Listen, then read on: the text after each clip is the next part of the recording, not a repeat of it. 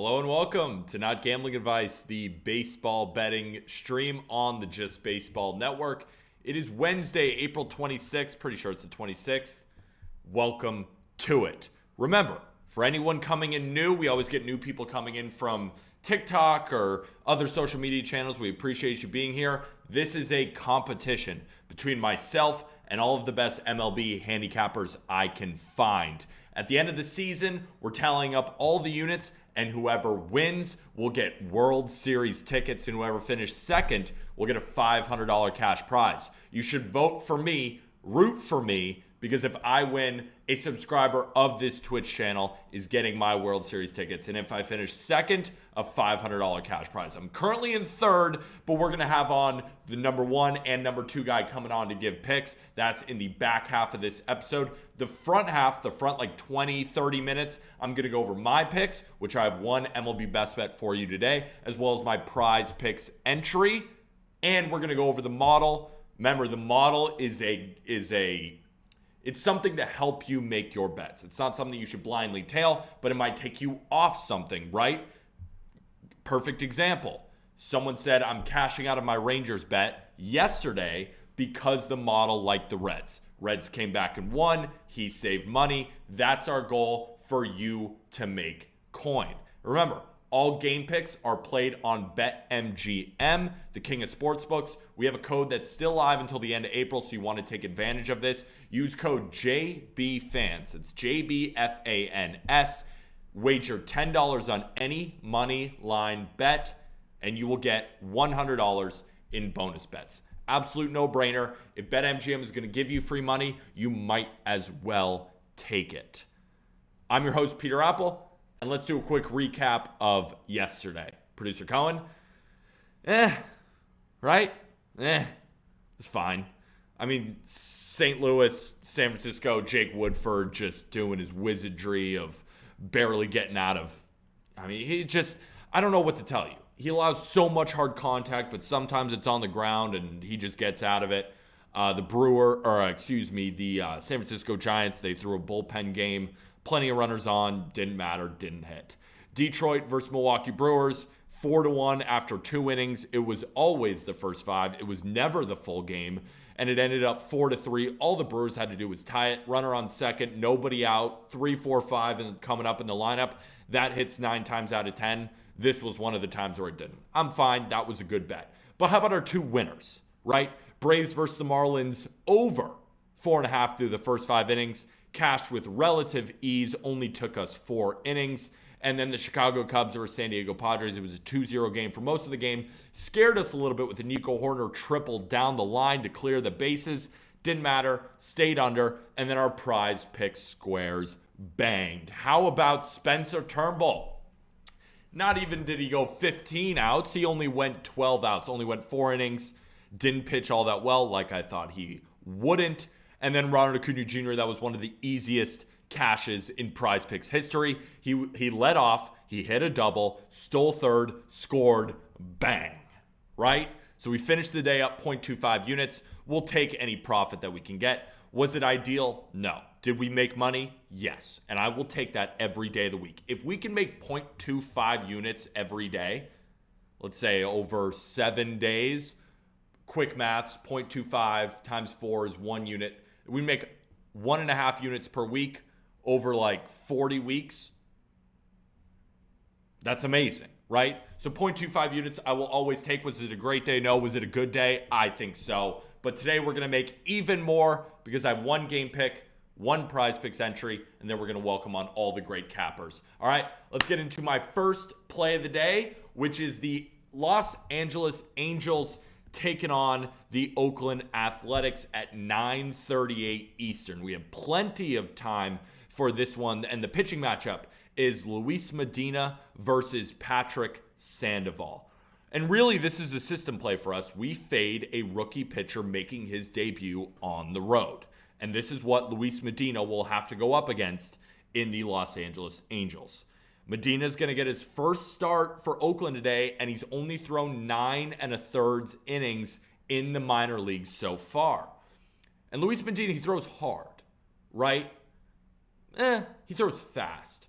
Fast and hard are two completely different things when we're looking at a baseball player and how he pitches, right? He's averaged 96 miles an hour on his fastball, which is very fast. But what we'd like to see from a young pitcher with a good fastball is induced vertical break. Gives it that life, gives it that riding action. You see Christian Javier is a good example of a guy who only throws 94. The fastball looks like it jumps out of his hand and batters can't touch it. Luis Medina, he throws harder, but he doesn't have that same type of movement. That's why I call it a fast fastball, not a hard fastball. And Mason Miller is an example of a guy who throws much harder and was bombed yesterday by the Angels in the first inning. We should see a lot of the same here, considering that Luis Medina is not the prospect that Mason Miller is. So Medina has thrown 9 innings in the minors so far, allowing 8 walks, 4 earned runs to give him a 3.86 ERA.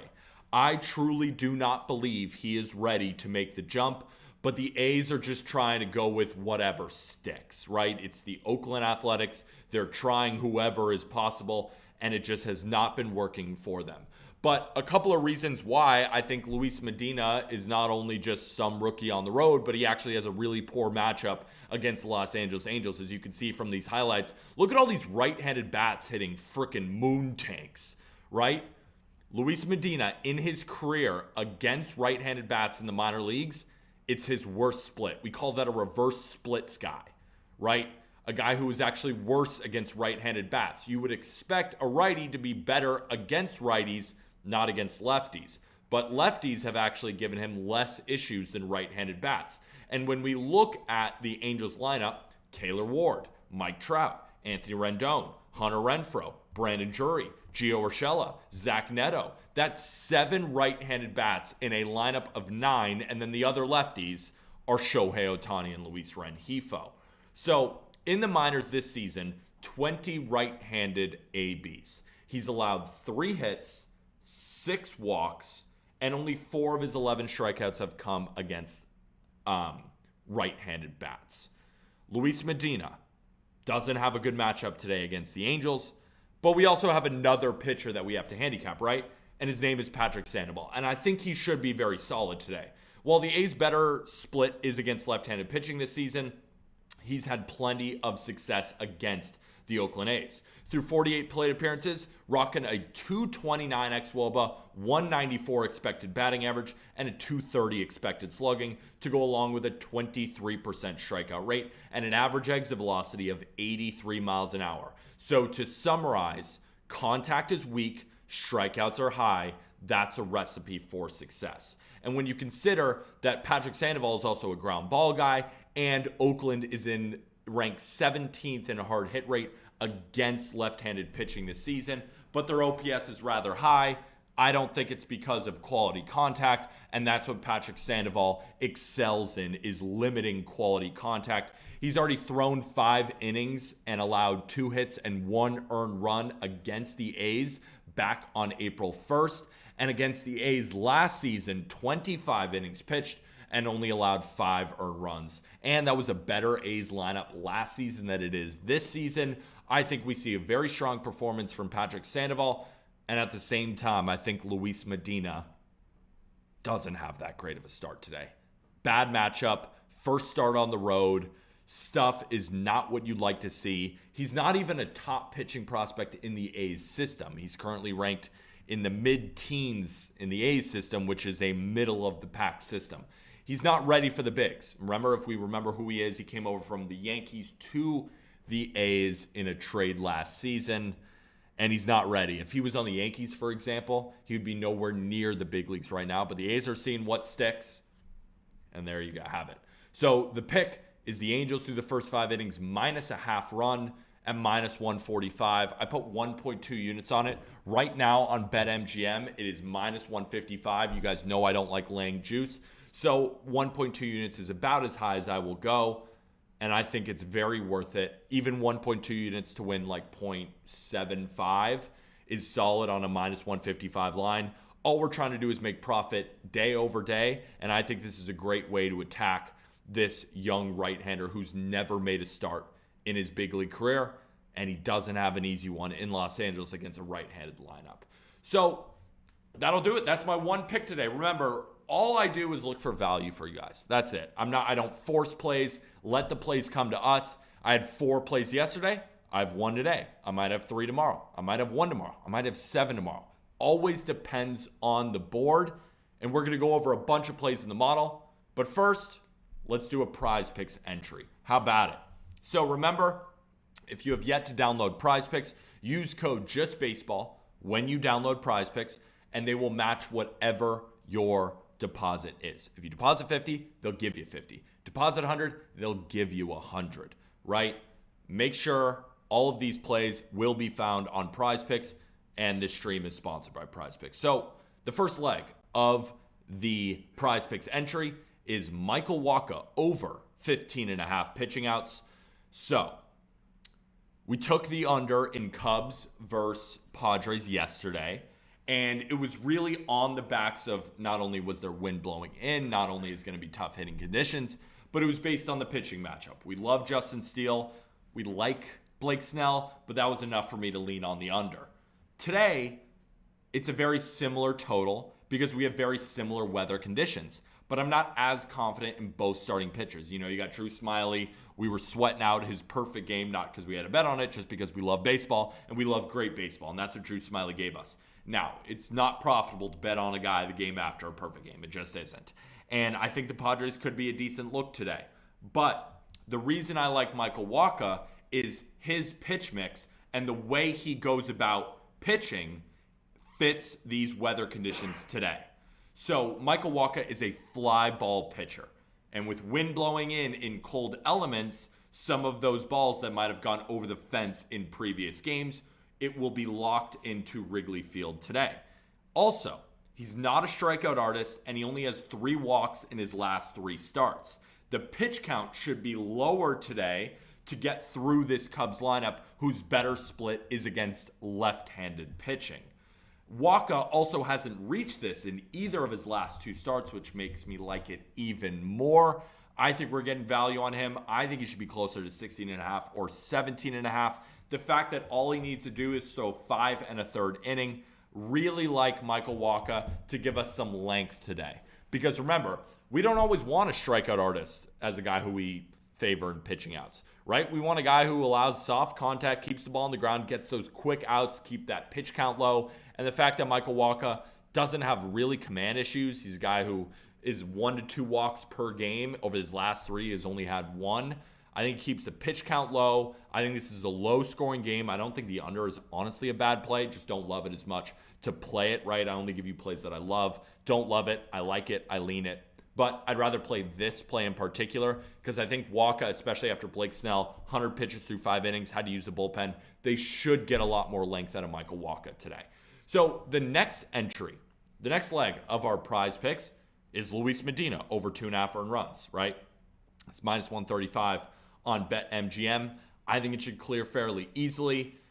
Hits was a category that I was looking at for Medina. We already talked about it when we were speaking about why we're taking the Angels through the first 5.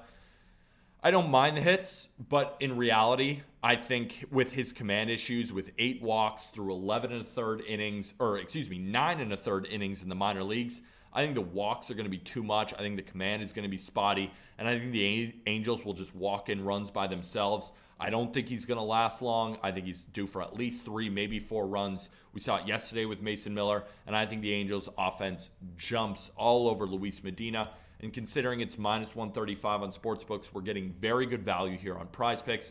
So that's the entry, right? 0.2 units to win 0.4 units. Remember, I'm not a big Prize Picks bettor. I'm not a huge fan of parlays in general, but when I see value, I pounce, and at plus 200, it's actually better taking it on Prize Picks. So I always find it necessary. 0.2 units, never anything big. You'll never see me go crazy on a Prize Picks unless I absolutely love it. We keep it low, we keep it fun. This is an entry, though, that I have a lot of confidence in. Michael Wacha over 15.5 pitching outs, and Luis Medina more than 2.5 earned runs on Prize Picks. Remember to use the code JustBaseball when you download for a full instant deposit match. All right, now it's time to bring out the model. Remember, this is the Ballpark Pal model. It can help you save some coin. And what it does is it simulates the games 1,000 times. It brings in Park factors, the weather, and it also has a matchup machine in order to help you win more bets. Let's go into our first game. Producer Cohen. What are we looking at first? We're looking at the Houston Astros versus the Tampa Bay Rays. And which I find interesting. So that screenshot was sent about 30 minutes ago. And the sim ran again. And it took 0.5 runs off the Astros, which is interesting because the model thought that Yordan Alvarez was possibly going to play today. He is not. So as you can see on the board, they like the Astros to win the game, but now it's much closer to a pick'em. But they still, even without Yordan Alvarez, have the Astros winning 52.6% of simulations. That puts them at a minus 111 implied line. So the Rays right now are the favorites, but the model thinks the Astros should be a slight favorite. But the reason I also wanted to bring this up, Producer Cohen, if I'm looking at the Twitch stream correctly, it thinks the total should be at around 8.5, right? And minus 105? Yeah. So with the adjustment, it actually leans towards the under now. I'm going to get the adjustment on. And what we've already seen is an adjustment on BetMGM. We've seen a 5-cent adjustment lean towards the under in this game. I find this game fascinating for a couple of reasons. I still think the Astros might be the team to beat. We got the Rays, who are unbelievable at home, but they just got shut out yesterday. Do those bats show up? I'm really unsure. I think it's a very, very tough game to handicap. I'm personally staying far, far away, but the model's favorite play of this game is the Astros money line through the full game. I don't have a lean either way. I think it's a coin flip game. The model kind of thinks it's a coin flip, but considering that it's plus 105 and they think it should be minus 111 is definitely showing some value on the Astros through the full game and still has them winning even with Yordan Alvarez being announced out of that lineup today. We got the sim ran again, and this is what they're giving you today, right? Much closer than the sim that ran about 30 minutes ago. So it's definitely something to consider. Peter, I think you're a closet Astros fan. I just respect good baseball, right? I'm a Yankee fan, and I just respect good baseball. Do you like Medina over 4.5 hits allowed? That's what I was kind of saying. I'd rather the earned runs because I think the walks are going to be crazy today for the Los Angeles Angels. So yeah, let's move on to the next game on the model. So we're looking at Sandy versus Bryce Elder. We're looking at the Miami Marlins versus the Atlanta Braves. We find this pretty interesting, right? Sandy is a dog. Maybe it's a trendy underdog, right? Sandy won the unanimous Cy Young last year. Take a step back and realize, though, that Sandy does not look the same as he once did. And Bryce Elder is keeping the ball on the ground. And the model still likes the Braves as the favorite. Now, they think the Braves are slightly overvalued, but they still have the Braves winning around 57 to 58% of simulations. Interesting, right? You'd think Sandy is a dog. He's due for a bounce back. Not so fast. Consider the Braves on the money line. But they also really like the under in this matchup, right? If we look at the model right now, the line is around 8, but they think it should be closer to 7.5. So they're seeing a half run of value on the total. They think both pitchers will pitch relatively well today, but we also have to realize that Sandy has had issues even when he was at his best against these Atlanta Braves. They hit him pretty hard. We know that they love sinkers. That's what Sandy is going to give them a ton. Of course, Sandy has a bunch of other plus offerings. But I think if I were to bet on this game, I'd probably look at the under. Really tough game. But I feel like Sandy will give us a good game. Not a great game, but a good game. And this Marlins lineup,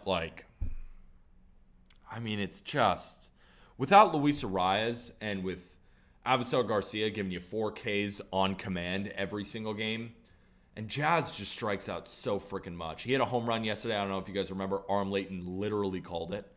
Not only did he call the home run, but he called when and how he was going to hit a bomb. Arm's coming back on today. Really excited to go to talk to him. But the model definitely likes the under. Not a huge lean, but definitely is showing value on that under. This goes over. Could be, right? I wouldn't be... You're not wealthy fading the model. That's all I'm going to say. You will not make money fading the model. Now, you don't always have to take it, but long term, it has been proven. I don't think you're going to have much success fading the model. All right, next game up on the model is this Cubs versus Padres game. Again, we talked about it, right? They think this should be relatively low scoring. The model definitely does like the Chicago Cubs on the money line. It actually pegs them winning 57.6% of simulations. It actually has them winning through the first 5 as well, and it definitely leans towards the under.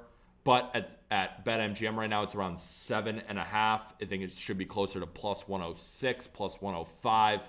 So not a ton of value here, but the value play by the model is looking at the Cubs winning another one, but in a relatively low-scoring game. I kind of disagree with it this time. Of course, just because I disagree doesn't mean I'm taking the Padres. But I do think the Padres are due for a little bit of a bounce back. A lot of right-handed bats in that lineup against Drew Smyly. But the Padres have looked terrible lately. So I'm not putting much faith in the Padres bats. What I am putting faith in is that this will be relatively low scoring. And Michael Wacha at least gives us enough to go over 15.5 pitching outs. But other than that, it's tough. I know Krabs has a huge play today that he's going to come pitch. And it'll be interesting to see if it hits. It's a big whale play. So definitely stay tuned because it is interesting that the model does like the Cubs. Model like the Cubs yesterday. Cubs cashed yesterday. They're not buying what the Padres are selling right now on offense. And I don't know how you can because Juan Soto can't hit water if he fell off a boat. Manny Machado looks like he's not even trying. Xander Bogaerts has cooled down a little bit. And really, the only guy who can hit is Matt Carpenter, and Matt Carpenter needs it to be warm for him to hit right now. So it's hard to buy stock in the Padres, but with a team like that, when it's hard to buy stock in a team, maybe that's the time to buy low. But the model is still going with the Chicago Cubs. Next game on the model. How about this game? Fascinating game. So, as you can see, the model does this a lot when they think the line is pretty spot on. So what the model is telling us right here, as you can see, the Cardinals are projected more runs than the Giants, but the model has the Giants winning more simulations. So I talked to Aaron about this, who is the creator of the Ballpark Pound model. We talk all the time. And basically what this means is the model simulates games 1,000 times. And if the Cardinals are predicted to have more runs, it tallies up all the runs the Cardinals scored in those simulations and divides it by 1,000. Same thing with the Giants. So basically what the simulation said is that the Giants win more of these games over 1,000 times, but in simulations, there were plenty of times where the Cardinals blew out the Giants. That's why you see the model saying the Giants are only winning 52.1% of the simulations. They basically view this as a coin flip pick'em game, that there's really no edge, right? Because the model will say, yeah, the Cardinals actually, in those simulations, they scored more runs, but the Giants won more games. So, but the reason why I wanted to bring this up is I wanted to tell you that there really is no edge betting a money line in this game. The edge in this game, according to the model, is the over 8.5. As you can see, minus 147 on that 8.5 line. And they even think that 9.5 is around where it should be. It's a little bit plus, right, at plus 105. Looking at this, basically what they're saying is that the implied over should be around 9. So they are seeing a little bit of value on the over. My worry with this play is that the Giants have not proved they can hit left-handed pitching, right? They got shut down by Jordan Montgomery. They've been shut down all season. And the Cardinals' worst split is also against righties. They greatly prefer left-handed pitchers. Excuse me. But DeSclafani, he's going to give them a heavy dosage of sinkers. He's going to give them a heavy dosage of sliders. And the Cardinals actually have had some major success off Anthony DeSclafani in the past. It's a really tough game. It's a pick 'em. But the reason I wanted to bring it forward to you all is that it likes the over. I can't bet on it because I disagree. Just like I kind of disagree with some of these. That's why I don't have a lot of plays today, right? I have to agree with the model. My baseball brain has to agree with the model for me to play something. These are all tough games. I might be off. The model might be off. We will see. But I want to bring them to your attention for you to do more research because I'm only one brain. I'm only one baseball brain, right? You're smart. If you tune into the stream, you love baseball. You know the ins and outs. And do your own research. But those were the model plays, all right? So we're now time at the back half of this Twitch stream, which we do every day from 4:30 p.m. Eastern to 6:30 p.m. Eastern, is when we welcome on the community to give their plays. I'm on the Angels through the first 5. I'm on Michael Wacha over 15.5 pitching outs, paired with Luis Medina over 2.5 earned runs. But how about some other plays? Let's bring them on. Who's on first on cue? I think Jake Hazen will be. He's coming in right now. Jake Hazen is coming in. Number 2 on the baseball betting stream. Remember, it's a competition. And our guy, Jake Hazen, he's coming on stream right now. Give us about 9 seconds, I would say. 9, 8, 7. That's what you got. You got to undersell and over-deliver. And that's what Jake Hazen has been doing. He brings you through his baseball mind, and he is currently in second place. I'm coming after you, though, because I'm up 6.17. I'm right there. You and I have been fighting for second and third all season, but Tomas owns us. That just owns that. Dude, I was this close from a sweep yesterday, man. Oh, my gosh. Hey, if you can win, remember we talk about this all the time, man. If you can win, like yesterday, you were down 0.25.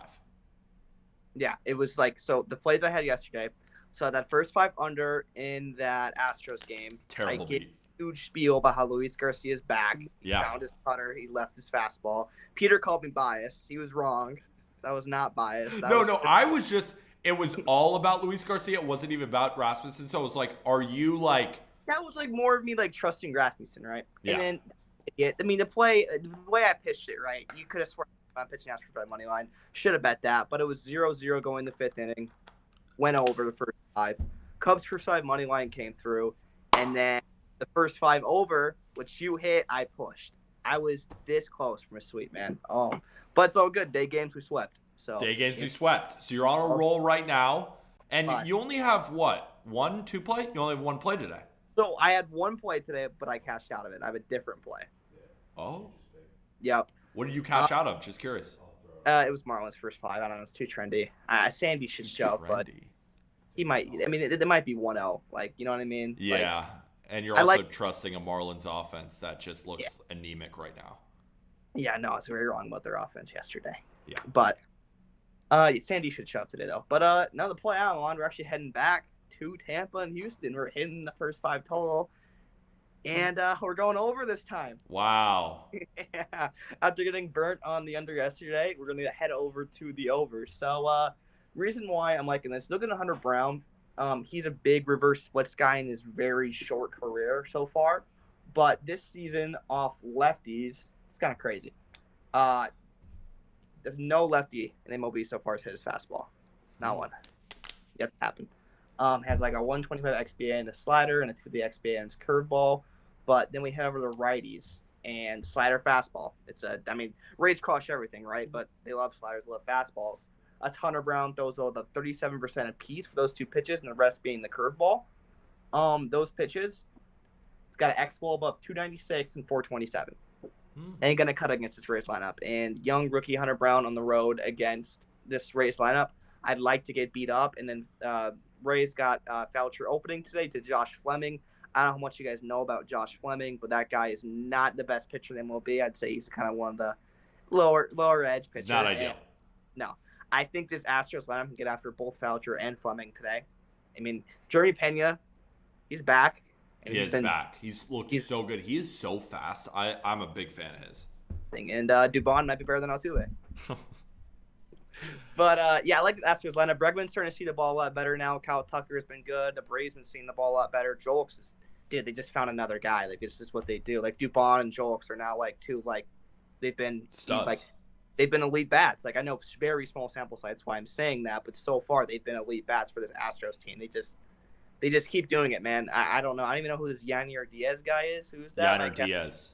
Is he going to be a Prospect stud? for him. Yep. He's be a stud. I mean, Yeah. it's an freaking prospect. So, I like his lineup today to go after the combination of Foucher and Fleming, and I think Hunter Brown gets touched up. I mean, I like the kid. His stuff's disgusting, but I faded him his last start. It's just tough task, to ask this young kid to come into. I guess the Trop isn't really like the most like truest park. That's a very hostile, very crazy place to play. The Trops is hard to play because the Rays are so good. The stadium really is that electric. Nah, But not really. they're just Rays are just good at baseball. So Sorry, Producer Cohen, what'd you say? What's the official pick? So the official pick, Producer Cohen is writing it in right now, is we got you at the first 5 under 4.5 at -120? Or would you get it at? Or over, excuse me, at -110? Actually, I just locked it in on my bet stamp. I saw Bet MGM had it at like -115, -1. I might be wrong. Correct me. -110? -1. Boom. We'll take that. Over 4.5? Yeah, just locked in 20 minutes ago, so I have no idea. Why not us? Why not us, man? Why not us? So the play, for anyone listening, the play is Houston Astros versus the Tampa Bay Rays. Jake Hazen is rolling with the first 5 over 4.5 at -110. 1.1 units or just 1 unit? 1.1.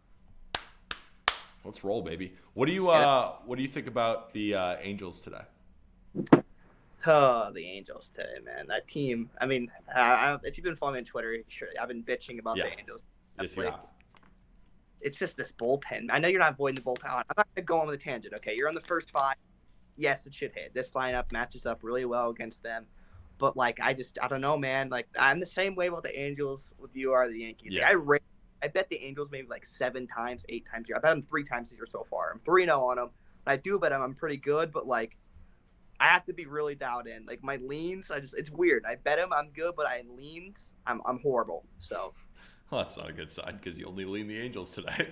Dude, I lean the Angels, but the thing is, though, I always expect the Angels just to lose because they just are so bad. And yeah.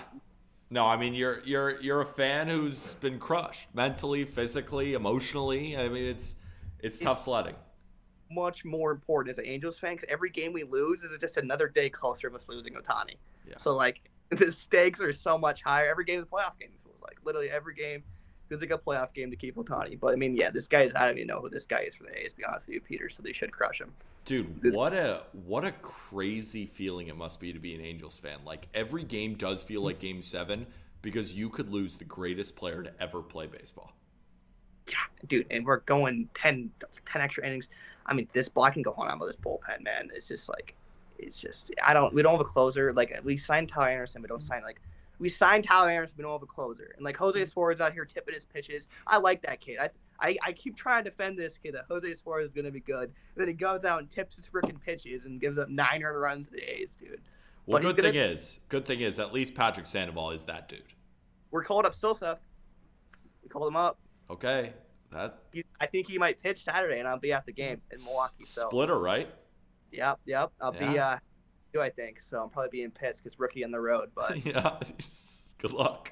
Against Corbin Burns, so. Yeah, that's it. Yeah. All right, my man. First 5 over 4.5 at -110 currently on BetMGM. Let the people know where they can find you so they can follow you on Twitter and see the rest of your plays. It is Jake MLB 31. That's where you can find me over on Twitter's props, straight bets, best bets, all funds of baseball stuff. Well, I know 2 things. The Angels are covered through the first 5, and Jake Hazen wins bets. He is up over 7 units on stream. The number 2 capper out of 15 of these guys who are all doing very well right now. Keep killing it, Jake, and we'll see you tomorrow. Oh, shit, I have one more thing. No, wait, you're good. Oh, you're good? You got one more? What's up? What's up? No, I was going to say we're head out. Live bet the over when Loop comes in. All right, sounds good. Peace out, dude. Talk to you soon. Who else we got in queue, Producer Cohen? Oh, everyone, drum roll, please. Drum roll, please, for the second ever 3-unit play on this stream. And I don't know if you saw, I was watching Trent's stream, and I think I commented it in the BTL stream. I don't remember if I actually did, but I thought it. And then I saw it again in Trent's stream. Elite hat. Phenomenal hat. I need that. Where'd you get that? Sure. It's fire. Culture Kings, bro. Look it up. Ooh. Get cultured. Yeah, facts. Get cultured. They have two best places to get some nice hats. I'd say Culture Kings, and I would say Hat Club. And that's not an ad. Those are just two fire websites to get some fresh hats. Hashtag not an ad. Not an ad. Not an ad. And not gambling advice. Not gambling advice. But Sure. give us the 3-unit bomb. Yeah, well, I'm going to make the people wait a sec. Wow. I kind of want to sit up here and talk for a while like everyone else. Actually, how are you doing? Doing well. Thank you. I heard 4 yesterday, so good thing I didn't come on. Yeah, talk about it. What happened? I mean, look, I hate when people talk about bad beats or bad luck. I don't do that. You can look through the bets that I've been placing this past week, and I mean, should some of them have hit? Probably, but they didn't, right? It could have easily been the other way around. So Yeah. Still up for the month, about 6 units, but it's been a tough week Yeah. for the kids. Yesterday, 4 losses. I had Oakland as a squad right on the ML. Wanted to take the ML. Big Wanted to take dog. the under. Big dog. I mean, Wanted to take the under. Chat won in Oakland with Miller up on the bump. I did not oppose. That shit didn't hit. The over in Kansas City, Arizona. I had that the last couple of nights. Still trying to figure out how those didn't hit. The over in Detroit, Milwaukee. That was a fun one with all I those was on people that too. base not scoring. Sure, That was fun. That one didn't hit. did you Yeah, see then the the ninth inning? Luke Voigt on second. All they had to do was tie, and we hit that bet. Well, they didn't.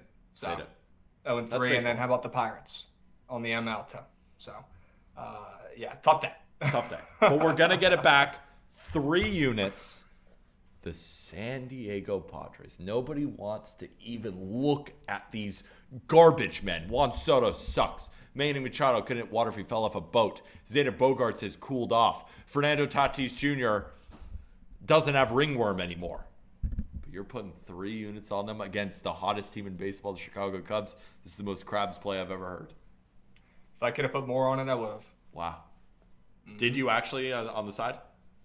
I always wait to nuke until right before first pitch. I think that's always a smart move in any sport. Okay. Because the line movement, I mean, right now it's not moving my direction. Now, I will say the splits, pair accordingly. This morning it was about 50-50, which I was kind of surprised to see, to be honest with you. As the day's gone on, way more Cubs bets have come in, especially on the run line. But that line has started to move about 5 cents back towards the Cubs. So not loving that. Still playing it. Look, it's still a contrarian line with a crazy, crazy opener. And I am more than okay with putting line movement aside to bet a crazy opener. And that was the Padres being minus 115 with Michael Wacha on the bump, who is atrocious, going up against Drew Smyly and the Cubs with the second best batting average in baseball, one of the best teams in baseball up to this point. After Smyly almost throws a perfect game in his last start. So I don't understand it. Look, I understand, stats are important in baseball. Knowing the players and teams are important. I know all that shit. I know these teams like the back of my hands. I do. I'm not going to come up here and preach flip-flops because no one gives a hoot. I give a hoot. I'm going to come up here and chat might not. I'm going to come up here and give a hoot about a nasty fucking line that's staring me right in the eyes that I can't stop thinking about. I literally can't stop thinking about it all day. Even last night, I had trouble sleeping. So excited for this game. Padres, ML, nobody wants it. I'm going to bet it for you. Worst batting average in baseball. Third highest payroll in baseball. What a waste. What a waste. No chance they win tonight against Drew Smyly coming off a perfect game, right? No way. Right? Drew No way. Smyly's throwing another perfect game. Look how easy it is. No way. Because exactly what happened last start has to happen this start, right? Sure. This game is fascinating to me because I also lean the Padres. I mean, I'm on Michael Wacha over pitching outs. I think that he gives them some length. I do think it's going to be relatively low scoring. I just think you're going to be on your freaking, your pants are going to be wet, dude. It is going to be a sweat. I'm looking at this being like a 2-2 game going into the 9th inning and let's see who wins. I mean, I think this is going to be a great game. I cannot wait to watch, but man, I'd love to see you hit this. And the pants might be wet, but not the way you're thinking. I think this one's going to be an easy one. Okay. Plain and simple. Give us the script. You can't sleep. You can't sleep. All you're thinking about is the Padres. You got 3 units on it. Give us a script. We're going to Sure. clip this. Give us the So- script. I want it to happen Sure. piece by piece. Sure. So let's pull up the Yurfie Nerfy first. I want to pull it up, make sure it's still up here. Okay. They're hanging this Smiley Waka Yurfie Nerfy up here on Prize Pick. Sure, right? That looks like it should be a pretty free Nerfy, correct? With the winds, blowing in and the total coming down. Sure. Smiley Sure. throwing perfect games. The only guy who could potentially blow this one up would be Waka, right? Right? That looks a little too easy in my eyes. Personally, I think Smiley's the one that gives up the early run in the first. It's going to either be Soto or Machado hitting a solo bomb, and you're going to see them pile on runs slowly throughout the game. Padres win this one. Not going to be close. 5-1. Wow. 5-1. Wow. 5-1.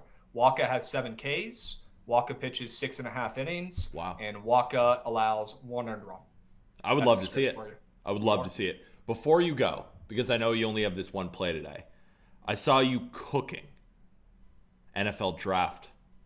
Oh, yeah. I got a We're ready. weird feeling that CJ Stroud is going number 1. And the reason I think that, I know you're laughing, right? You're laughing because all we heard about is Bryce Young. Laughing is good, though. Laughing is good. Exactly. All we've heard about is Bryce Young. He's like minus 10 trillion. Will Levis is getting some hype because some dude on Reddit in his underwear said something and then the lines moved. And I know I've heard people, even smart people, are on Will Levis. But I think Carolina's going to sit there with 8 quarterbacks in their quarterback room and say, do we take the 5'10", 180-pound kid? Do we take Will Levis, who eats brown bananas, who's just a weirdo and is going to be a bust? Or do we take the guy who's actually the best quarterback in the class and number 1 on my big board? And the big board sits in my mind, and he's number 1 on my big board. I'd take him, and I haven't heard a peep about him. Oh, he missed his Manning throwing program. I mean, what a joke. CJ Stroud, nobody's betting him. His line's what? Plus, what is it? You're so close, I think, and I love everything exactly to a T that you said, except for him going number 1. I think he's going number 2. I'm all aboard the Levis hype bullshit train. I'm with you on that, but I mean, we heard Frank Reich already come out, the coach of the Panthers, already come out the past couple weeks and say, hey, all this stigma about me not liking to draft small QBs, I have no problem drafting a small QB, smiling while he's saying it. I think it's pretty much a lock at this point for Young to go first. Do I agree with that? Do I think he's the best QB in this draft? Why I disagree. No, I'm with you. I think Stroud is. I still stand by to this day the best QB performance in a football game I've ever seen in my life was him against Georgia in the semifinals this year in the college football playoffs. He looked unbelievable. I don't care if he scored an 18 on the Wonderlic test. I don't care if he scored a negative on the Wonderlic test. Dude throws ball far, and it goes right to the fucking receivers, and he's really good. So I disagree. I think the Texans really want Bryce Young, and all they're doing is talking that up because they want to scare Houston. I mean, nobody agrees with me. I haven't heard one person be like, yeah, I think CJ Stroud, which is why that motherfucker's going first. He's the best player in the draft. I mean, you could say Carter. You could say Will Anderson. You could say a couple other names, but I think CJ Stroud's got number 1. I'd give my left nut for my Manders to be able to draft him. Left nut. They can have it. Sure. That's how good he is. Thank you for coming on, Krabs. Plug anything you need before you go. Sure. Going live on TikTok after this to talk some bets. So come over there and chill at Krabs with a K _bets. Let's find some winners. Why not us? 3-unit bomb. Let's go. Go Padres. Go Friars, baby. Sure. Talk to you soon. Go Soto. Go Soto as he leaves.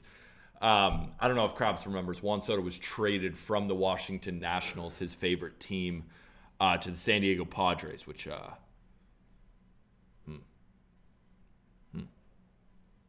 Bijan is the best player in the draft as a whole. No shot.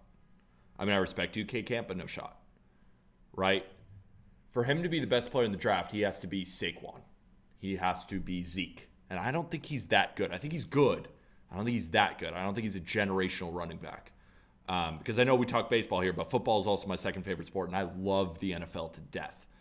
And it's not quite to the standards of baseball, but it's pretty damn close. I love football. Big on C.J. Stroud.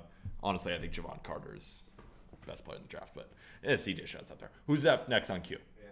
Anthony Tabundo from Action Network. Anthony, I love the way you break down a game.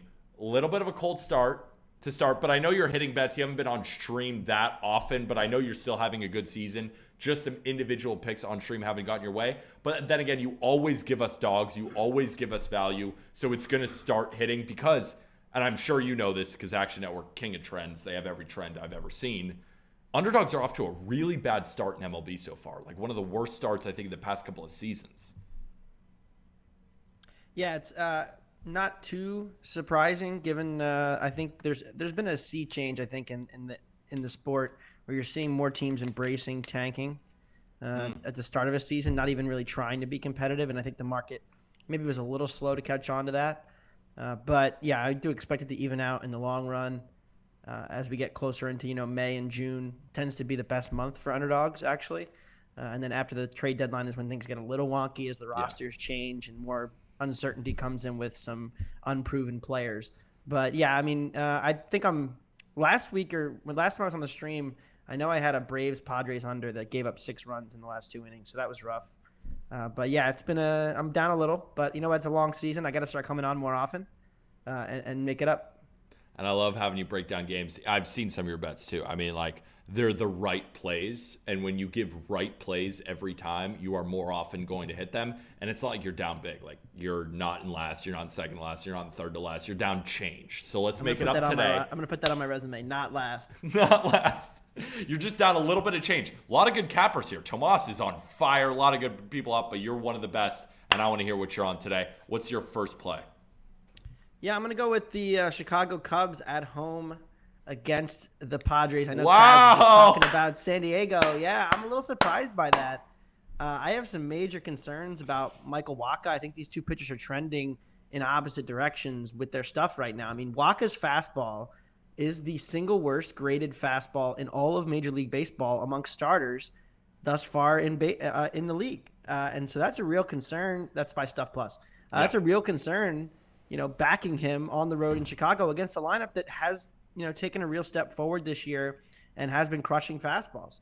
And there's a reason that his strikeout rate is down. He's getting barreled more than he ever has his entire career. It's that the fastball isn't moving like it normally does, and thus he's getting crushed. And Drew Smyly is kind of the opposite. I mean, Smiley's got a second highest strikeout rate in his career, and the fastball Stuff Plus is trending upwards as well. So I'm really encouraged by Smyly. I know it was one, great start against the Dodgers, but even before that, the underlying stuff was trending upward for him. So this is not a new thing. The Cubs have consistently done a good job with their pitching development. We've seen guys like Steele, even Keegan Thompson, and Hayden Wesneski come up and really improve their stuff. And so, seeing Smyly with his improvements makes me believe in him a little bit more than Wacha at the moment. So I'm going to take the Cubs at home in that game. This is going to be a blast. First of all, the model leans the Cubs. It's not the end all be all. It's one model out of a billion different models. It thinks the Cubs win. They think the line should be around minus 130. And right now it's a pickup. And you have line movement on your side. So I'm seeing people like, oh, it's square. It ain't square. I don't even know what people are talking about. What models makes like the the Cubs square is what I always wonder. Yeah, I agree too. I guess you could say, all right, if it's square, it's like if we play matchups, we win long-term in baseball. We play the numbers, and the numbers tend to be right more than they are not. And right now, Drew Smyly's stuff, and Stuff Plus is something I use all the time. I know you love it too. Everyone who, really, really handicaps baseball knows Eno Saris, knows this stat and how it's a great ERA predictor. And right now, Michael Wacha is a worse pitcher than Drew Smyly. So that's why I'm curious. Why not Cubs first 5? Just wondering, because you really, in your explanation, you capped the starting pitching matchup. Didn't really talk about bullpens. I know that the Padres bullpen was used a lot because Snell threw 100 pitches. I'm just curious, why not Cubs first 5 for anybody listening? Yeah, I mean, I certainly like Cubs first 5 as well. I generally depends on only when bullpens are extreme do I tend to look at just F5s, or maybe I'll split the bet. I do that a decent amount where I'll bet first 5 for half a unit and then full game for half a unit. Mm-hmm. In this case, the Padres bullpen really hasn't been as good as you think. When they have the lead and they go to Hader, yes, they've been good. But in terms of xFIP, they're in the bottom half this season. So it really hasn't been that good of a bullpen. I'm not totally sure on Michael Fulmer. I think he may be losing that job there. But they do have Jeremiah Estrada, who I'm starting to believe in as the future closer of the Chicago Cubs potentially. And they are going to start rotating through other guys to try to protect leads. So I think, from a bullpen perspective, there really isn't a huge gap. Whereas at the beginning of the season, you would have said, oh, yeah, the Padres have a much better bullpen, but Robert Suarez still not back yet. There are some question marks about that bullpen. And can you talk about one thing? Because I'm seeing people in the chat being like, why is it minus 105? Why is it minus 105? The Cubs have been hot. The Cubs have been, not you particular, I'm just saying you, the person in chat, the Cubs have been hot. You are a baseball fan. That's why you're listening to this stream. A regular person looks at the San Diego Padres with hundreds of billions of dollars on their payroll. And they look at the Cubs, whom they might not know is hot. They might look at the record and be like, let's just go with the Padres. I'm not saying Krabs is wrong. I'm not even saying you're wrong. I don't know who's going to win this game. But what I am saying is the Cubs at home, it might be a shorter line, but it was also a shorter line yesterday. They won 6-0. Like, you play the numbers, and Steele had the numbers yesterday. He's objectively, right now, a better pitcher than Michael Wacha is. The Cubs are playing better baseball. You're moving with that. The numbers say Steele. I guess you could say the contrarian angle is the Padres, but, I don't know. And that's why this game has been giving me fits all day. I couldn't bet on the total. I couldn't bet on a side, but I'm glad you and Krabs are going against each other. He's got 3 units. This is going to be a fun game. But you got another pick here. You don't just got the Cubs. Yeah, we're still waiting on a Pirates lineup, which is strange. Brian Reynolds did a press conference today. I'm imagining he's going to be in. Yeah, I'm going to look to play Pittsburgh. It's not going to be an official play because, we didn't have a lineup, and I'm still kind of waiting here on some news. But Tony Gonsolin's limited to 18 batters, it looks like. Austin Wynns is a major, major downgrade from Barnes at catcher for the Dodgers, and that's an underrated thing the market doesn't usually pick up on. But my official pick is going to be the over 8 in the Marlins and the Braves. I haven't looked at where the market's moved recently, but there are some real concerns about Sandy Alcantara. I think I bet against or over the over in every Sandy start this year, and it's been decently okay. I'm worried about his increase in walks in spring training and in the WBC. We're real concerned. This is something we've talked about on our Action Pod. My colleague Sean Zerillo's brought this up. There are starting to be some concerning underlying stuff, a little bit of a drop in stuff plus. Getting hit here and there. The Phillies roughed him up, went on, missed a start. So there are some concerns about him, and I'm really not a believer in Bryce Elder. You get the Marlins in their better offensive split against righties. We know how futile they are against left-handed pitching, but they actually project right around league average against righties. Elder, really soft tosser, doesn't have good stuff, is prone to that, and that ballpark is a sneaky over ballpark. Plays to much more of a hitter-friendly environment than I think the market typically picks up on. So I like the over 8 there. I think it's a little too low. Should be 8.5. It is at 8. It's still at 8. So you are on the over 5-cent adjustment, but that's just on BetMGM. Other books could still have it at minus 110. I just wanted to bring something to your attention. I was looking at your Braves, because right now I'm on BetMGM. I'm looking at these Braves Marlins, and right in front of my face, Cubs versus Padres went from 7.5 minus 120 towards the over to 8 at minus 110 right in front of my face. Got to pull up the win report, right?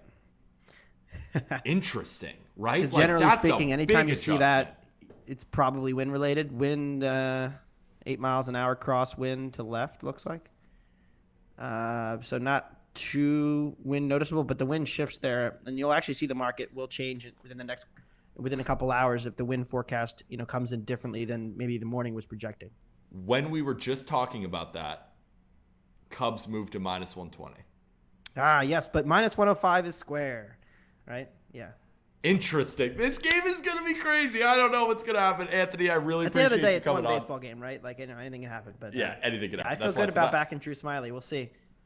Down to minus 115. I don't know what's going on. Appreciate you, Anthony. Again, plug anything you need before you go. Yeah, you can find me on Twitter at Anthony DeBundo in the Action Network app. I saw somebody mentioned Arsenal. Yes, we are dancing on the Arsenal grave today. I bet City pretty much every week in the month of March at plus money to win the league, and they've finally turned it. They're now minus 2,000. So big win for the Citizens, even though I had the under and lost in the actual game. But we'll take it. And you guys can follow me. I do soccer, baseball in the Action Network app and on the site there as well. And yeah, always good to come on stream. Before you go, what do you think is your best? Are you more soccer, more baseball? I know you can break down a baseball game with the best of them, and I know you can do it with both soccer too, but like I do that MLB and NFL too. I prefer MLB. I'm just curious what your favorite is. Yeah, that's tricky. I enjoy the fact that soccer, we have our own little niche. Yeah. You know, like it's not as wide stream, and it's kind of fun to do your own stuff. But yeah, I mean, certainly like the day-to-day grind of baseball is an enjoyable time. I love the sport. I grew up on it. So, you know, and it's so much more numbers based. Of course, soccer is too, but to a lesser extent, you have to really focus in on tactics and look at other stuff. Whereas baseball, it's pretty much just pure numbers. So there's things I like about both. I'll probably take soccer though, just because we have our own little niche community of people. That's awesome. And we don't get overrun and inundated with all this crazy data that the other big sports do. I love data. Appreciate you. I know you do too. Appreciate you, my man, and we'll see you hopefully tomorrow. I'm traveling tomorrow, so I'll be back Monday. Perfect, my man. Talk to you soon, all right? See you guys. See ya. That man, Anthony, knows his baseball, right? And I love a good divide between Krabs, who's on a 3-unit play on the Padres. Anthony's got 1 unit on the Cubs. Anthony did see line movement go in his direction, and Krabs did not. And Krabs did mention that already. We saw some line movement go towards the Cubs yesterday, and they won 6-0. But at the same time, yeah, I'm not even going to say anything. I don't know what's going to happen. I want to see chat. Who do you guys think is going to win? Who's going to win this battle between, Model and Pete talked me off Rangers yesterday, Unreal Stay Away game. That's our thing. All we're trying to do is make everybody money. I want to know in chat, are you rolling with Anthony on the Cubs? Are you rolling with Krabs on the Padres? Or are you staying 30 feet away like I am on that game? But before, actually fill that up in the chat. We'll talk about it with Aram because he might be on the Cubs. I forget what is his exact play. Mr. Aram Layton. 2-unit bomb on the Chicago Cubs. This is the best. This is the best. This is the game of the night. This is the game of the night. Krabs 3-unit bomb. Anthony broke down the numbers on the Cubs. 1 unit play for you. 2 units for my guy Aram. Come on, let's talk ball. So this is why betting's awesome. Yeah. We have all eyes are on a Drew Smiley, Michael Wacha start on a Wednesday. Yeah. Like because of what we've created here, what you've created, Peter, with this betting competition, this community. We've got all eyes on a game that I would not give a crap about otherwise. Like, yes, Drew Smiley was awesome last start, but like now I am so amped up for this. So I won't regurgitate all of what Anthony said. A lot of the things that he said were big reasons why I was on this Cubs game. 2-unit play for me too, which I haven't done in a little bit. Haven't done it.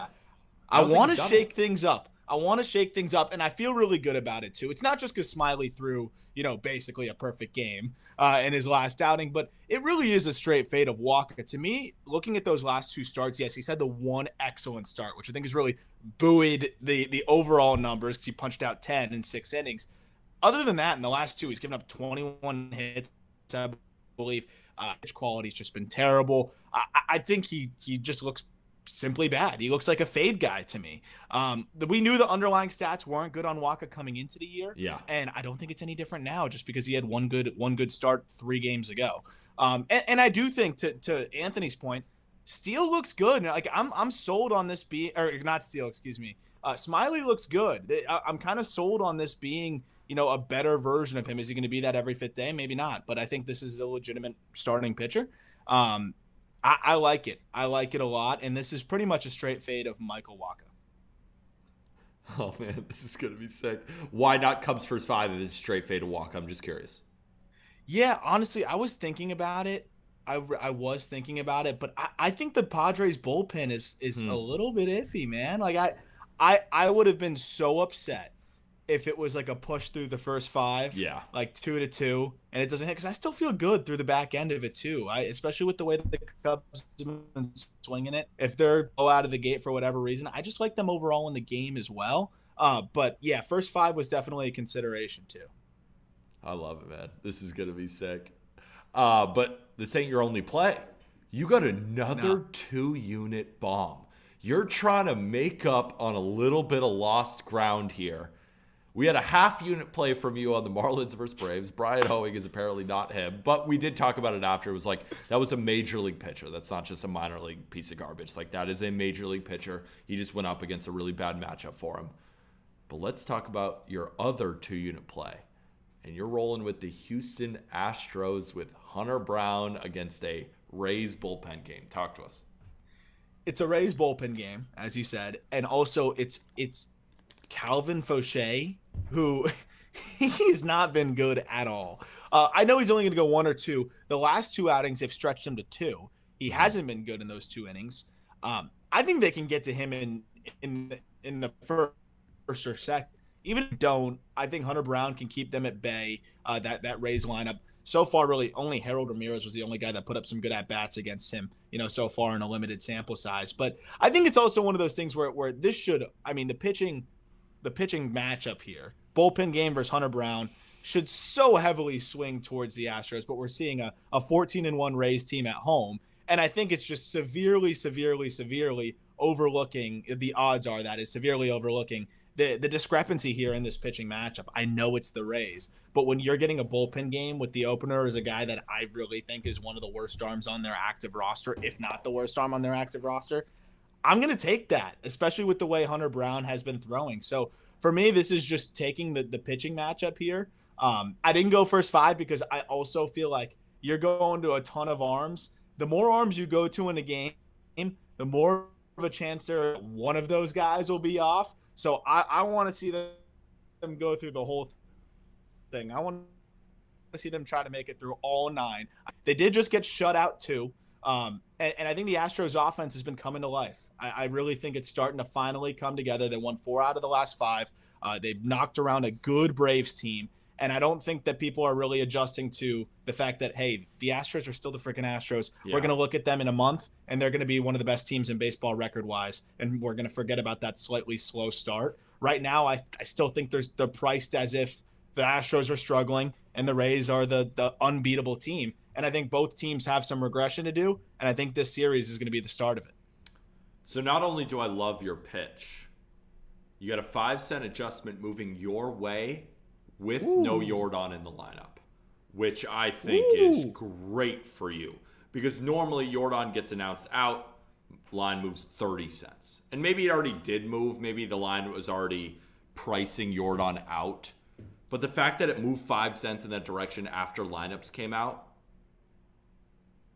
you're looking pretty good, my friend. 2-unit plays. Let's hope they hold up. Let's hope they hold up. The other thing I like is Beeks and Jason Adam both threw 20 pitches yesterday. Mm-hmm. I doubt they're available. So again, if Fauché doesn't get off to at least a good start, maybe only gives them 1 inning, it's going to be interesting to see how they piece it together. As for the Astros bullpen, they got 6 strong from Garcia yesterday, and they only went to Maton, Montero, Presley, all of which threw 14 pitches or less. So the bullpen advantage is in the Astros' favor. And they're not pitching a bullpen game. I think this is one of those where it kind of looks like a scheduled disadvantage for the Rays. And, at 20-4, I don't think anyone really is looking for scheduled disadvantages for the Rays, but it's baseball. It's 162, and this is just one of them. So we'll see how it goes. This is either going to put me to the bottom or get me right back in the thick of it. So this is a big definitive night on April 26th. Absolutely love it, my friend. Good thing is we have a long season that even if both lose, you're going to be totally fine. And if both win, to be honest, it matters right now. But, let's see where we're all at in August. That's why I keep saying. And how many questions I'll sleep a little better. How many questions do we field where it's is this... I'm getting questions from Cardinals fans. Should they fire their manager? And I'm like, you made the playoffs last year. And, you get off to a tough start because the pitching ain't showing up and now it's over? I always say with managers. Did you see fired, they optioned Jordan Walker? They just optioned Jordan Walker. And we even prepared a graphic. Maybe we should post that graphic and be like, he's getting optioned. Oh no, Cardinals. Yeah, we did. That was the problem. It was the young kid that was playing really hard. That's the issue. With, That's the Cardinals issue right now. Yeah, it was too much power in their lineup. They should go back to some other guys. I had one more thing that I was going to ask you, and I forget it. I forget. Regardless, appreciate you coming on. It's okay. I'll probably remember it and text you after. Appreciate you, my man. Plug your Twitter. Right. Have people follow you on Twitter. At RMWaitNate. I think I'm a couple followers away from 9,000. I desperately want that little K next to my name. It's very superficial, but I know you felt real good when you got that. It's the new blue check, right? Like you're getting just a check or a K next to your name. So help me get there. Thank you very much. Tweeting about a bunch of stuff in the minor leagues, prospects, big league stuff, all that good stuff. So thank you as always, Pete. I'll talk to you soon. Wait, I remember what it was going to be. Luis Medina 2-sentence summary. Absolutely wild. That's all right. That was 2 words, but 2-sentence summary. Fastball jumps, but he has no idea where it's going. Command is going to be really spotty. Even if you think the bet looks great through the first 2, don't count your chips at the table. It's going to be a wild hitting him. Stay patient. He'll usually kind of run into his own issues. So that's all I got on Luis Medina. Phenomenal. Thank you, my friend. We'll talk to you soon. All right. Who else we got in queue right now? Oh, we got Mr. Ben Carey, the better half of Capwise. And the reason I say the better half is because where the hell is Nick? Ben? Haven't seen much of Nick yet lately.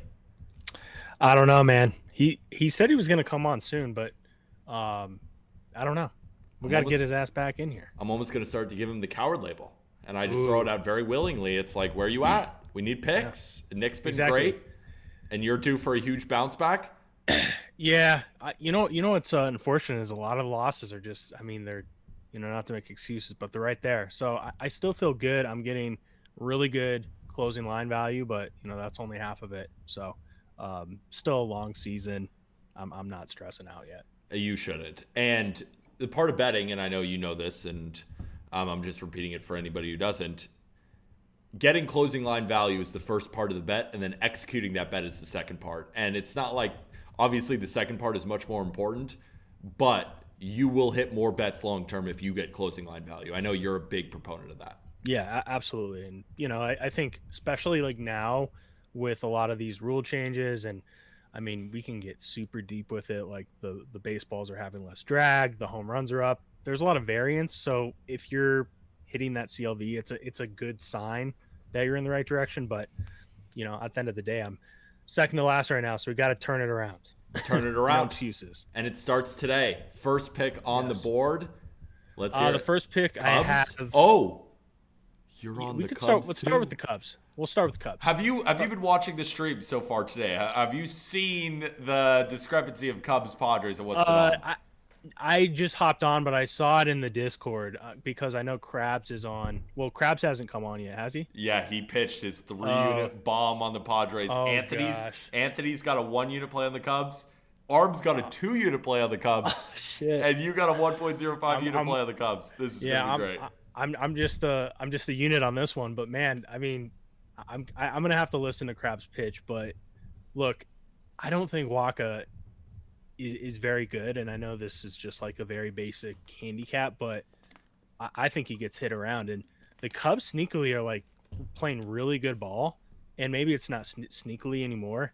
I just don't see this being a spot where the Padres get back into sorts on the road here. So I have to go with the Cubs. Have to.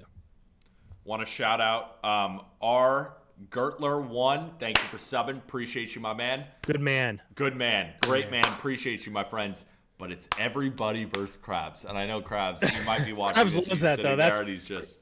Krabs wouldn't want to be anywhere else than right in that position. So we'll see what happens. We'll see. And I've asked this to everyone else who's pitched Cubs before.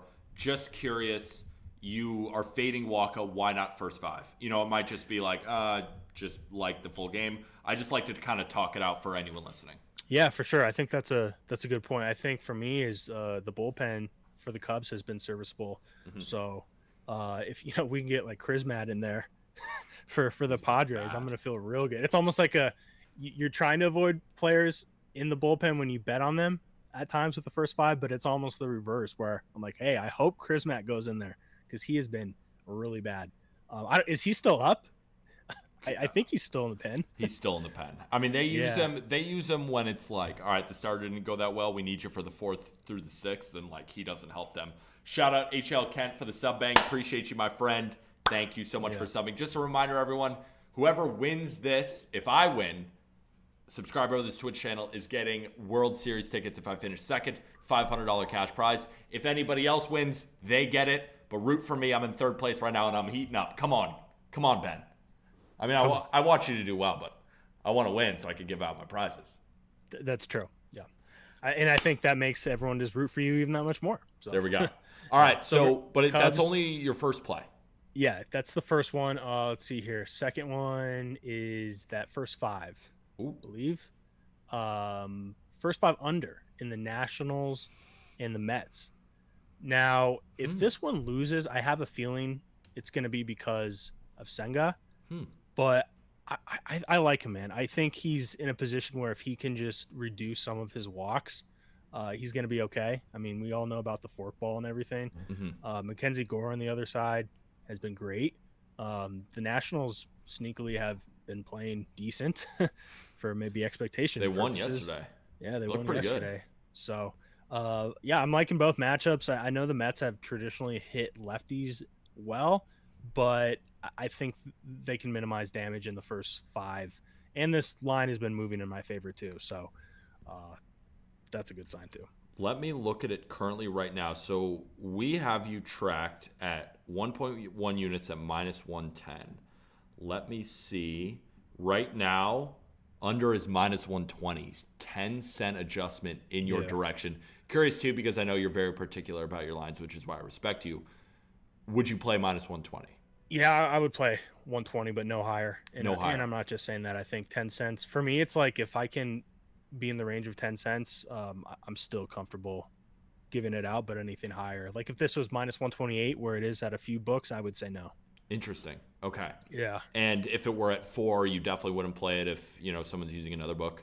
It's got to be like 4 plus 105, 110. Okay. Because then you're kind of playing for the push there, so.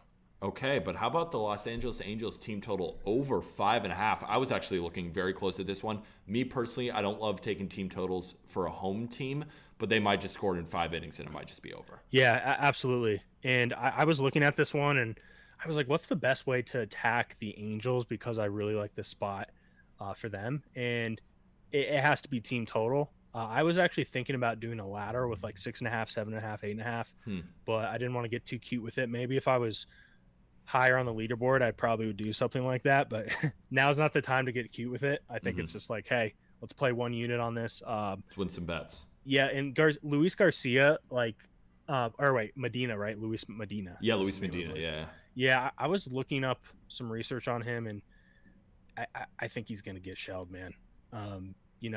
Bybee was a guy today where I'm like, I think he's going to do good today. Played his Ks in a lot of prize picks today, but this is a guy who I'm like, there's nothing really looking like, hey, this guy's going to come out and just dominate the Angels.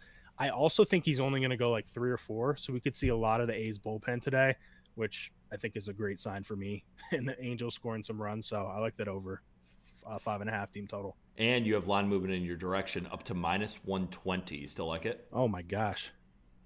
Yeah, that's crazy. We love it. Sweet. Love to see that. So would you, I know just for people who want to come play it right now, would you still play it at -120?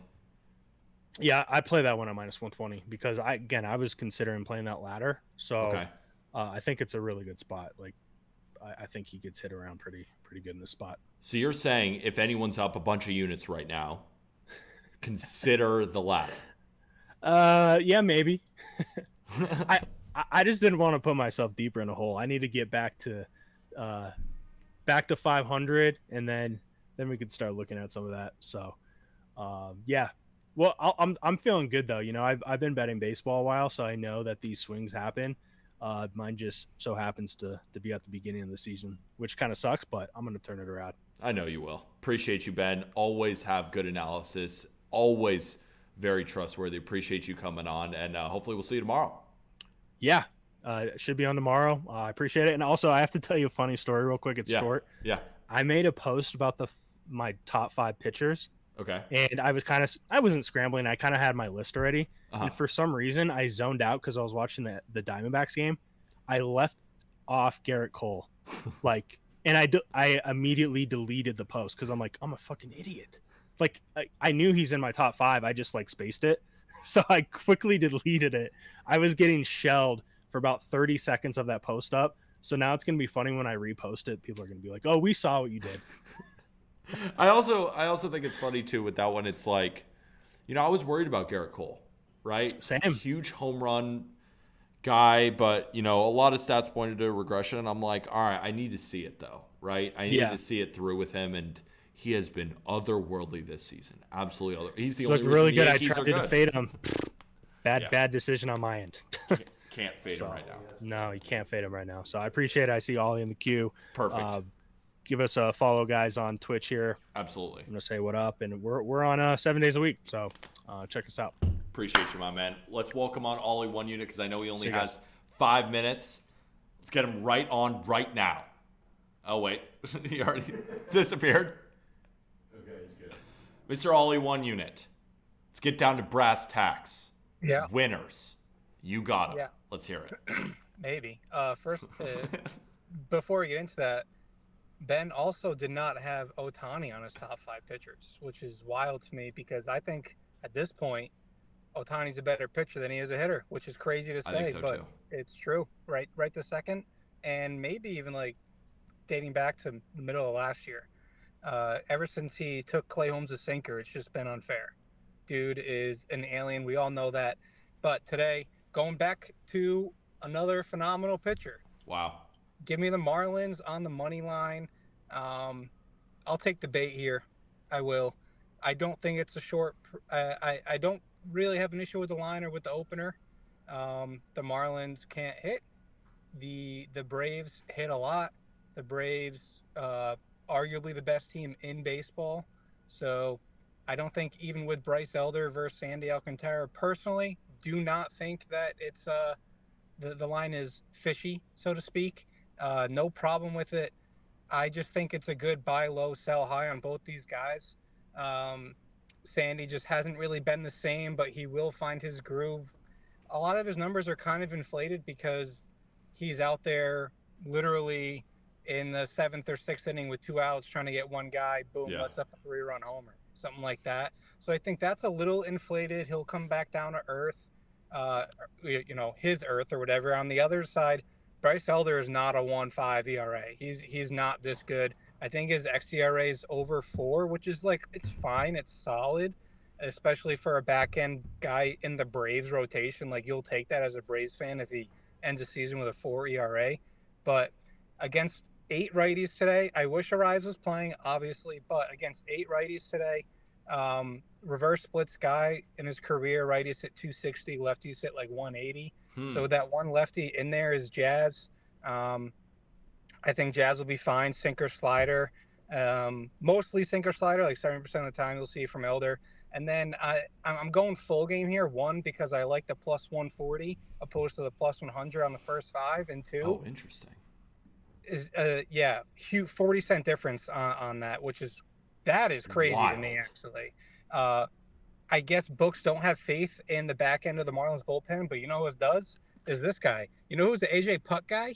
This guy. You know who's the Dylan Floro guy? This guy. These guys have been absolutely nails. Dylan Floro hasn't allowed a hit this year. He's nasty. AJ Puck. They just take broken pitchers that were supposed to be good from the A's and put them to where they're supposed to be. They moved AJ Puck to the closer role. Guess what? He's let up one run this year, which happened to be a home run against Pete Alonso. So hopefully he doesn't face Alonso in the 9th. But both those guys are healthy, ready to rock. And can't forget about my guy, Matt Barnes, who's been balling down there. Sneakily, quietly, Matt Barnes has been solid for them. They got all their healthy arms are ready to go. As long as Sandy, I know it's a as long as if, but Sandy, give me 6, Barnes, Floro, Puck, game. That's the script. That's my script. I don't know if that's what's going to happen, but that's what I hope is going to happen. Come on. You want to hear the best news you've heard all day? Marlins money line is down to plus 120, and the first 5 is minus 105 now. Yeah. Okay. That shit is definitely not hitting, but No, that's good. it's the right play though. It's the right play. I don't make the rules. I think Plus it might 120. hit. But I will say, plus 120 probably still play. However, only a 25-cent difference to the first 5. Kind of tempting at that point. But at the time I put the price in this morning, plus 140 to plus 100. I mean, I had to take the full game with 40 cents of value there on the difference. Plus money with Sandy. I know that's kind of a square bot angle, but there's a lot more that goes into that play from my end. And maybe the fish and the Pirates today can turn it around for me. Let's go. You got another play though, right? Oh no, that was it. That's it for the stream today. We gotta go light. I'm with Ben. I'm still in the red here because I did the misclick 2-unit play, but I'm an honest man. I had 2 units on it, whether I wanted to or not. Lost that. Actually reversed, even though the under last week, I think it was last Friday, was sweat free, easy peasy. Mitch Keller, Graham Ashcraft, my guys. Graham Ashcraft absolutely dealt today. What a beast. Pitch for his late grandmother. Rest in peace. Tomorrow we've got Mitch Keller against the Doyers. You know where my money's going to be. So good luck today. You're the Go best. Sox. You're the best. Yeah, good win by the Sox today. I'll see you later, all right? Hey, 500, baby. 500. That's all we got to stay at, 500. As mid as we can be. I'll talk to you soon. Good luck. We got Tomas, but there's this one kid that passed this. All right, hold on. Oh, I love that, man. I love Ollie. Hey, PODP, you think you could look at Alec Boehm's matchup today? For me, I just need 1 base hit today from him for my parlay for about 16.3 units. Should I hedge out? Have a great one. Appreciate the work. First of all, appreciate you. Let me look at something real quick for you. Okay. So, he's facing Gilbert today, huh? That's his worst split. Let me look at something real quick for you, because the great thing about the Ballpark Pal model is that they have that matchup machine, so they give you raw probabilities on a base hit. Let's look up Boehm and just... Okay, his raw probabilities are looking good for a base hit. Home runs down, extra base hits down, Ks up, base hits up. So if you need 1 hit, it's going to be sweaty. But if you can cash out, depending on how much you put it on, like let's say they're giving you a big cash out button at like 7 units, it's up to you, depending how much you put on it. What I will say is I don't love his split against Gilbert. I don't love him against this Mariners bullpen. But the Ballpark Pal model is calling for a little bit of increase in base hits, not extra base hits, not home runs. So it's going to be sweaty. If I had, I can't give you a lean either way. It's going to be a tough one. It's up to you, my friend. I'm wishing you the best of luck. Yeah, I mean, if you, it depends, like, would you put 8 units to win 16? Did you put 1 unit to win 16? What's the cash out? Need a little bit more information. But the king of the betting stream is here. Up 11 units on stream. Producer Cohen, can you flash the leaderboard for us real fast, please? Look at that. Look at my man Tomas. 3 in 1 day yesterday, which honestly feels like a bad day for you these days. Yep. Only won 3 out of the 4 plays. We need full sweeps, or else who are you? Exactly. You get it, Peter. You get it. Look at Tomas right now. Absolute W's in the chat for my guy Tomas. And we got a couple plays for you today. Not a crazy, because normally you come in and you give us 12 different plays and they go like 9 and 3. But you do have, dude. Never mind. I take back everything I said because you have 4 plays, almost a 3-unit bomb. Let's start in Los Angeles with the big mega play. Well, first off, Peter, if you guys were following my Twitter or saw me on TikTok, I rated him 1-0 today. I had the Baltimore Orioles this morning, cashed a unit on their money line. But yeah, let's go out to see what's going on there in Pittsburgh. Dodgers versus Pirates. I got 2 units on the Dodgers money line, and this is to win 2 units. So I'm risking 2.88 units to win 2 units on the Dodgers money line Again, Peter, here we go. Non-divisional road favorites. I'm going to continue to ride that trend. It's hitting at 70% right now. Also, I really like this matchup. Tony Gonsolin, he's back. Everyone forgets that this guy last year was one of the best pitchers in the National League. I understand it's one of those spots where you go, well, it's his first game of the season. What is he going to do? The Pirates have been hot. They've been swinging the bat well, but no. Give me the Dodgers. The line has moved in their favor well since when it opened. I got it at minus 144. Give me the Dodgers, 2 units. I saw this play, and I didn't even overthink it. Instantly, right out of my head, I was like, yep, this is going to be a 2-unit play. Let's go, LA. Wow. Right now it's minus 145. So like a 1 cent adjustment for you? Yep. I mean, yep. I got it this morning, I would say around 10:30. So it really hasn't done too much, but I love it. 2.88 units. The guy doesn't lose, and this is his favorite play of the day. I'm not saying it's a lock, but like when a guy is on a heater and he sees the play he initially is on and he's riding a trend that's winning at 70% and you're winning at like what are you winning 70% of your bets? I'm close right now. Let me see. I can pull it up real quick. Man, Peter, you always get me on the spot. I always wish I had I always had the math right here with me. But as of right now, I'm hitting 66. I'm 66-40-1. 66-40-1, up 28.92 units on the season. Jeez. It does help that I throw 4 or 5 plays a day, though.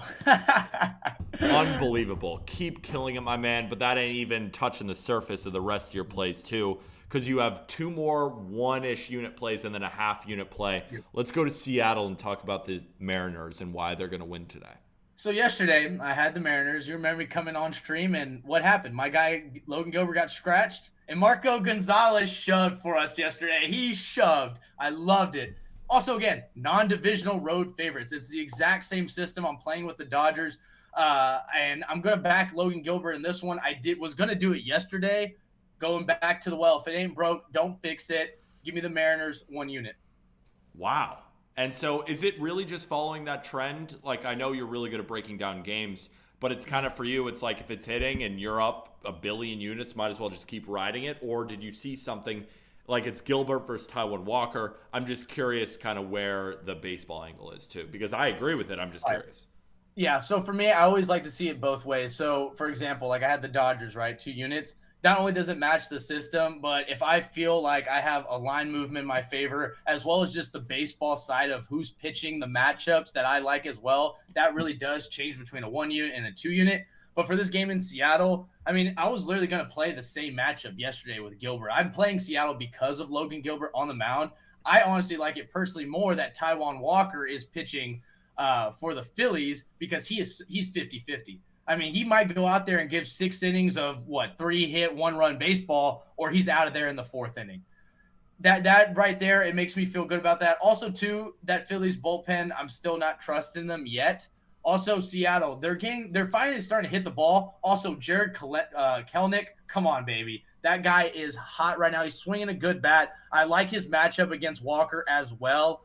But I'm going to back Logan Gilbert. I think that's really the baseball side of it. I'm not going to play a first 5 in this instance because I like the Mariners bullpen better than Philadelphia, like I said yesterday. And I think this is one of those games where Gilbert got that extra day. All right, sweet. Let him go out there and let's have a Logan Gilbert masterclass. That's what I'm feeling like.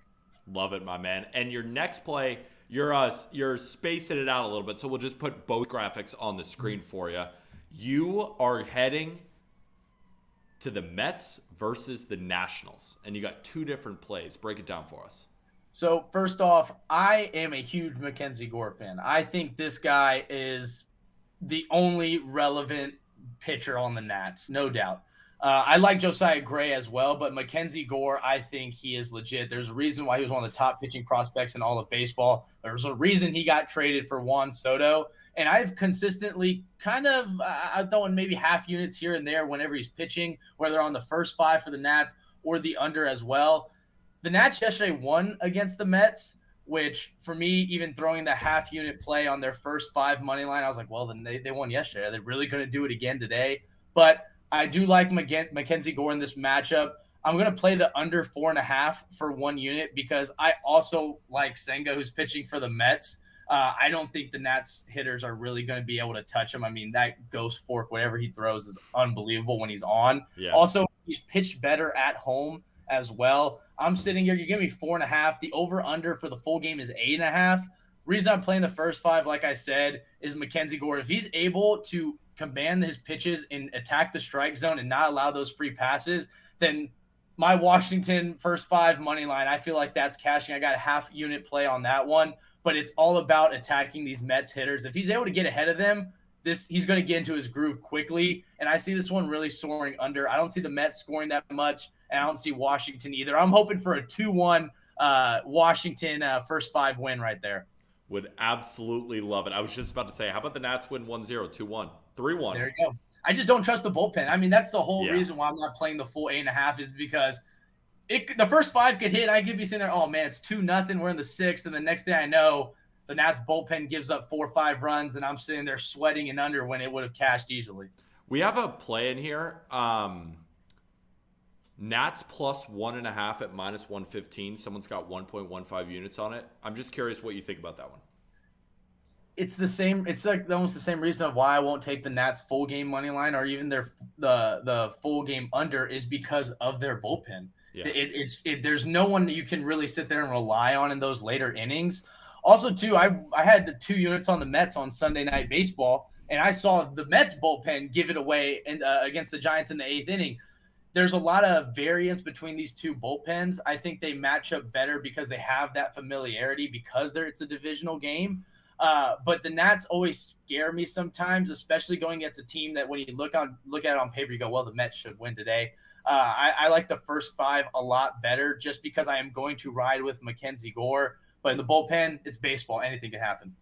Love it, my man. Keep giving us winners. Really do appreciate you. You guys must follow Tomas on Twitter. He also writes up his bets on justbaseball.com, which you can see most mornings. And then, of course, he has his TikTok, too, where he goes over all of his plays. Let us know where they can find your Twitter, again, for anyone who isn't following you yet. You guys can follow me on Twitter at T_Romo5. And on TikTok, I am Tomas.Romo1. But yeah, give me a follow. All my content, all my plays are there. And hey, if you're following me this morning, we'd already be 1-0. Atta baby. Keep killing it, my man. Really appreciate you, and we'll see you tomorrow, all right? Yes, sir. All right, man. Talk to you soon. Do we have anybody else? How do we feel? How do we feel, ladies and gentlemen? Do we feel good? Do we feel like enough winners were given? Game of the night. Padres versus Cubs. Arm's got a 2-unit play. Ben's got a unit play. Anthony's got a unit play on the Cubs. But Krabs is sitting there on an island by himself with the San Diego Padres on the money line. I cannot wait to watch that game. What did I say? I said 1 unit. I meant 3 units. He is sitting on an island with 3 units. His biggest play on stream. I want to know before I leave, because I didn't see enough chatter. Who are you rolling with? Are you staying away? Because I'm staying away. And it's all right. Just type staying away. But I want to know in the chat, like Lightning 99, go Cubs go, winning degenerate on Padres, Padres from Grandpa Berg. Oh man, this is going to be sick. I want to know, are you staying away or are you tailing? What are you doing? All right? But guys, genuinely appreciate you guys tuning in. We'll be back tomorrow, 4:30 p.m. Eastern. Currently unclear if we'll be on Friday. We'll update you. We'll let you know. Producer Cohen, the greatest producer on planet Earth, will unfortunately be, well, not unfortunately for him, unfortunately for us, he'll be at his sister's graduation. W. Cohen's sister. Lee. W. Cohen's sister. We'll see you guys soon. Remember to use BetMGM, the king of sportsbooks. Use code JBFans. Wager $10 on any MLB moneyline and get $100 in bonus bets. And use our friends at PrizePicks. Use code JustBaseball for a full 100% deposit match. Remember, also, very important, everyone is always like, what are the plays? What are the plays that you come in late? You're unsure of mine. Download the Pickett Sports app. Use code Peter. We have a new code. If you use code Peter, they'll give you $3. Just a free $3 if you use our code. My username is at PeterApple23, spelled APPEL, not like the fruit. 23. You can track all my plays, see how I'm doing, because we welcome on a lot of good people, but I'm still pretty solid. I'm still giving you winners as best I can. Appreciate you guys tuning in again, but we have to remember one thing. A lot of different people on Padres and Cubs, but we have